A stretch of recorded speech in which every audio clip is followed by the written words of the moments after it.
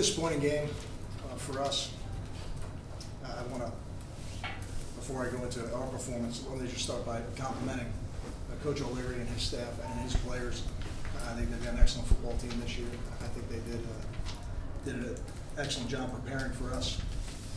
And there's no surprise why they're having the season that they're having. Their quarterback's an exceptional player, an excellent decision maker, a very accurate passer, and we had opportunities to get him on the ground in the first half, and we couldn't do it.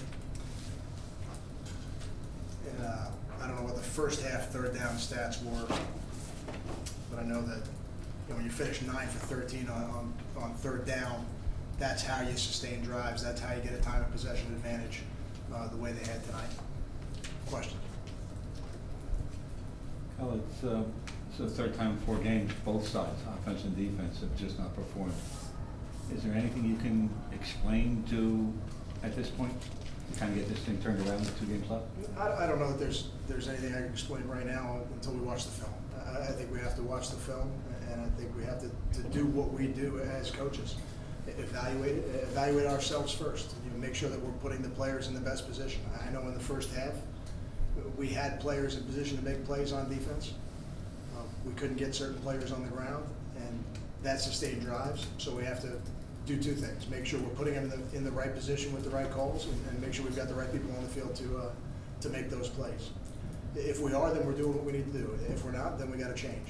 And I think it's the same thing on offense. I think we got to evaluate every position at this point on the field, because certainly it's always easy to look at the quarterback, and that's the easy one to look at. But I don't know that he got a lot of help. We didn't run the ball very well in the first half. At times we protected okay, at times we didn't.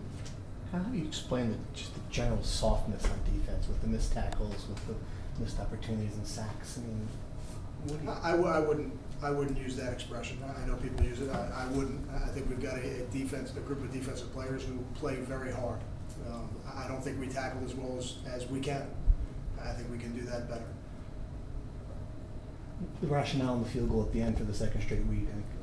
Yeah, for me, I'm really trying to gauge if we're improving at that position. If it's not a position where, until the last couple of weeks, I felt like we had a definitive starter and somebody that it was as reliable as I wanted him to be. And in the last 2 weeks, we got down there, and instead of attempting a 4th down in a game where I didn't think we had enough possessions to win the game, I felt we had give Kyle a chance to prove that he can be our starting kicker. And in both cases, he's made the kick, so I'm pleased with that.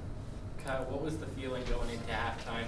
Because they had scored on their first 4 possessions, so that was a negative. But you had just come off the block punt, probably got some energy from that touchdown. Oh, sure, yeah. I think there was a lot of positive energy in the locker room, and we had some momentum.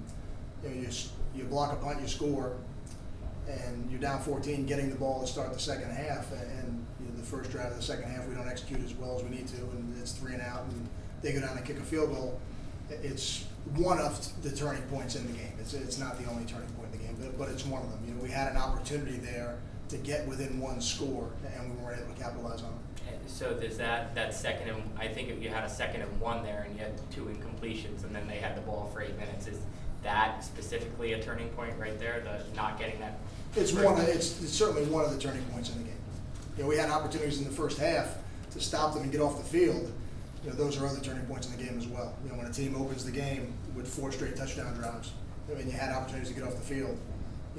It's never just one thing. But first drive of the second half, we're getting the ball down 14. We have an opportunity to get to within 1 score, and we're not able to capitalize. It's one of the critical points in that game. I know you said it's not all on Gary, but certainly a fair amount of it has to be on him. Was there any thought of going to Chase sooner, and is there any chance you might use Chase in these final 2 games at the start? I think we'll make that decision tomorrow after we look at the film. Evaluating it on the field, I don't think Gary was very accurate today. I think he'll feel the same way when he looks at the film. I think he had some throws that he has made with better location this season, and was not able to do that tonight. Because this theme's kind of happened through the past 4 games. Are you concerned about the psyche of the team being dispirited, maybe losing focus? I don't know if that's partly to blame for missed tackles, intensity. Is any of that a concern for you at this point? I am not concerned with it, because I watch how the team plays through the end of the game, even through that last kickoff. You see guys that are playing with tremendous effort, and I don't see a team that it is discouraged. Are we frustrated? There's no doubt. We have a very frustrated locker room right now. Players, coaches, we put a lot of time into preparing for this game, and the result was not what we wanted. And in a lot of ways, we feel like we can play better, but we need to play better. And I just said to the team, I said, these are the moments in your life that will define you, how you respond from them. Kyle, every offense is a little different, but have you noticed any areas of progress with how your defense opposes spread offenses?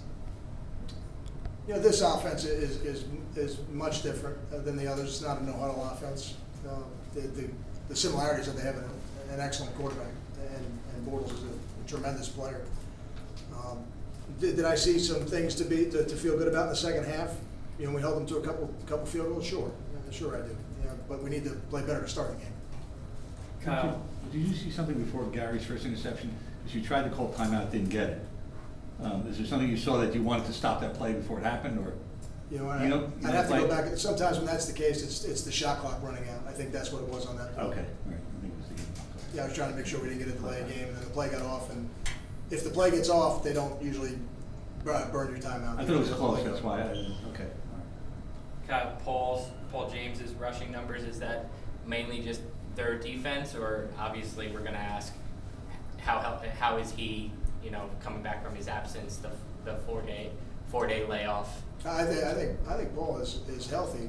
I thought they whipped us up front early in that football game, and I didn't think we were able to handle them, their front seven, and I'm disappointed in that. Now I got to look at the film to see where exactly the breakdowns were. I'm listening on the headset, but until you look at the film, you're never truly sure. Got time for two more?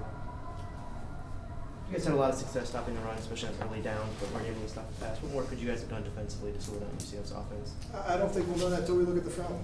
That first half, we did an excellent job stopping the running backs from running the ball, and then we had opportunities to get Bortles on the ground and we couldn't. And then there were other times where we were dropping in coverage and he scrambled and made some first downs with his feet. So he was certainly an effective runner for them in the first half.